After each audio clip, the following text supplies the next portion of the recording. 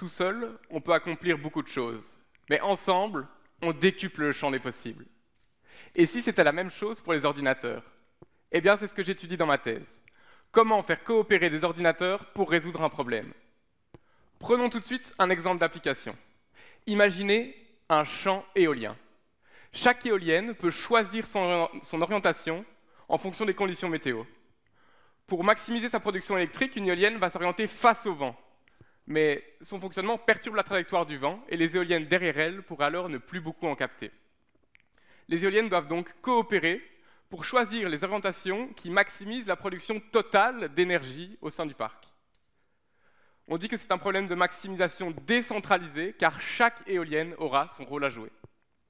En fait, chaque éolienne maintient sa propre estimation des orientations optimales et l'améliore en suivant une certaine procédure qu'on appelle algorithme. Cette procédure répète des étapes de calcul et des étapes de communication entre les éoliennes.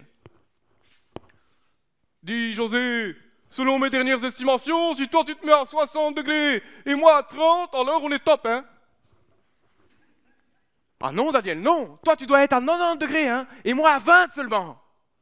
Ainsi, José et Daniel mettront à jour leurs estimations à mi-chemin. C'est un peu comme dans la vie, tout est affaire de compromis. Mais vous vous demandez peut-être pourquoi ne pas simplement envoyer toutes les données à un seul ordinateur qui calculerait les solutions optimales et les renverrait aux différentes éoliennes? Eh bien d'abord, parce que l'envoi de toutes ces données peut demander beaucoup de temps et rendrait le système moins réactif aux changements de météo. Et ensuite, parce que si l'ordinateur central tombe en panne, c'est tout le système qui est KO. Cela n'est pas le cas lorsque la solution est calculée de manière décentralisée par toutes les éoliennes. Ensemble, elles sont plus rapides, plus robustes, plus flexibles. Dans ma recherche, j'identifie la durée maximale nécessaire aux éoliennes pour trouver ces orientations optimales, peu importe les conditions météo. Ces analyses permettent de comprendre comment bien régler les paramètres des algorithmes pour qu'ils trouvent la solution le plus rapidement possible. Un peu comme quand on adapte les quantités d'une recette de cuisine pour qu'elle soit meilleure. La rapidité d'un algorithme dépend aussi de la manière dont sont interconnectées les éoliennes. Si on a 10 éoliennes en ligne, l'information prendra plus de temps à être diffusée que si elles sont toutes voisines.